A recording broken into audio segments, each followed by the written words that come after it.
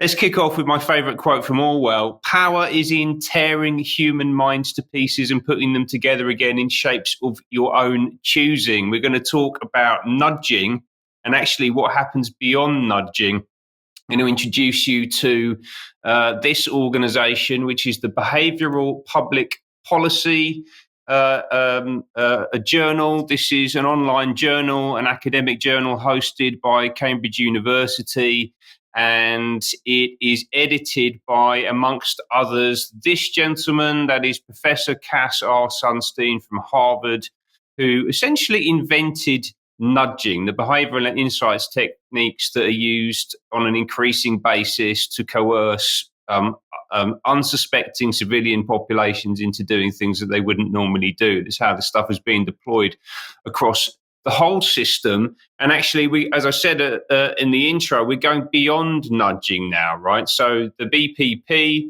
issued this report on the 15th of April, and a bunch of people who you really don't want to have these kinds of tools in their possession are getting extremely excited now about the idea that we're moving from nudging to boosting. So empowering behavior change to address global challenges. This is the shiny new toy that these people have got their hands on. Let's dig into what that actually means. Let's have a little look at the report. This is from the abstract in the intro. You should go read this. It's only about 10 pages. It's worthwhile understanding what's going on here. I'll just summarize some stuff. But essentially, the COVID-19 pandemic provided a stark reminder that societies will struggle to address global challenges unless they are able to change behavior at scale. Yeah, societies need to change behavior at scale. The widely adopted nudge approach epitomizes an individualistic deficit model of human cognition and motivation that leverages or overcomes people's weaknesses and biases to get them to do things they would otherwise not. And this is about nudging people into new types of behaviors. And what the team behind this are saying is that, by contrast, we argue that tackling the challenges facing humanity requires a collective capacity building approach, one that boosts the competencies, opportunities, and motivations of individuals to act together. All right, we're going beyond nudging, and we're going to reshape humanity ultimately towards collective action in order to address what they describe as global challenges, right? And very importantly, they're really reinforcing at the outset that the COVID-19 pandemic was one of those global challenges and a good example of how nudge was used in a responsible way. And that's not really surprising when you look at who wrote the report, because two of the four authors are here. This is Robert West from UCL, Susan Minchy now from UCL, both from the Behaviour Change, the Centre for Behaviour Change at UCL. Names that will be familiar to UK column viewers, because both of these individuals, Susan Minchy in particular, was intimately involved in advising the UK government through the COVID scenario as members of SAGE and SPI-B, and ramping up the terror in the population in order to coerce people into doing things that they wouldn't normally do, right? And actually, some might call that terrorism. And if we allow the official narrative to lapse, and it turns out that that was actually a terror campaign, then those two individuals in particular might be in quite a bit of trouble. So obviously, we have to maintain the COVID narrative. Let's go back to the report.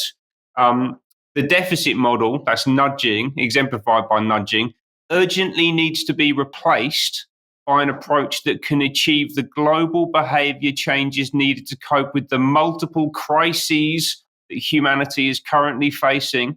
The things we all do drive pandemics, for example, travel or meat-rich diets, and therefore the next potentially more lethal pandemic could be emerging as we write this.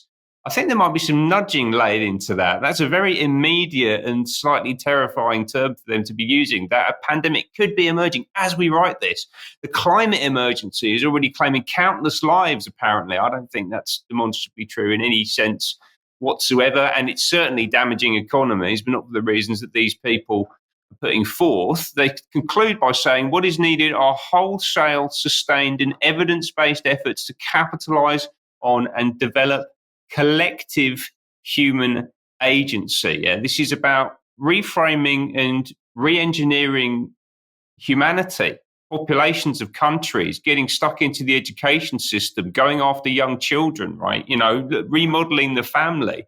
Actually, if we look at some of the global challenges that they describe and the interventions that they want to make, there's two initial interesting ones here. So how do we help people to reclaim their self-control in online environments? And that apparently requires the introduction of something called a citizen choice architect.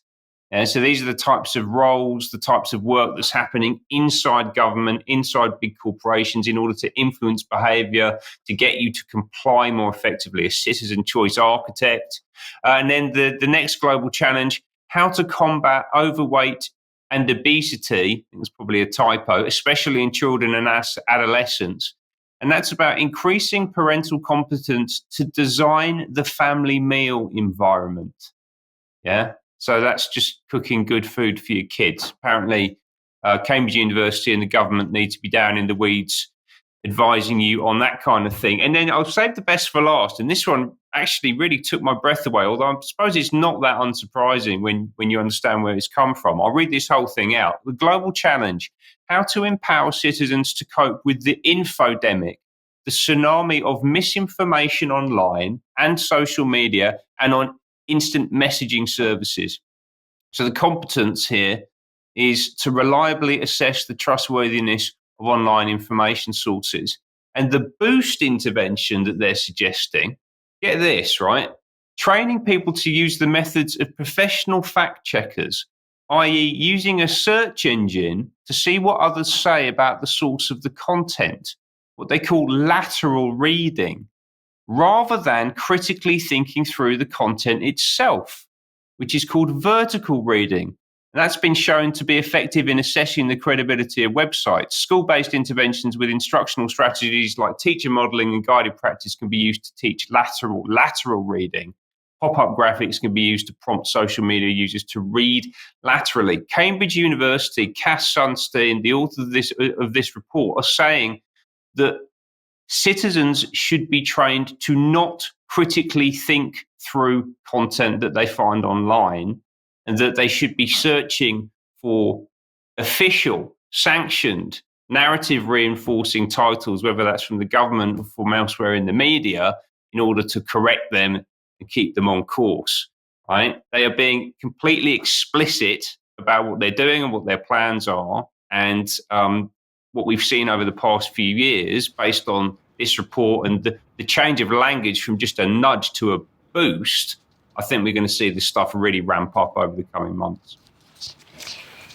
Ben, thank you very much for that. And I totally agree. This is going to accelerate very quickly as they get more desperate. Something I just like to emphasize for people is that the language that they're using, we need to understand it. We need to spend time reading in detail what these individuals are saying, because at the end of the day, they are unfolding their policy on the back of this language. If you understand the language, you understand not only the policies that they are enacting, but you can also then understand how to dismantle these policies. So I'd say to our audience, please don't dismiss the language of these individuals as nonsense.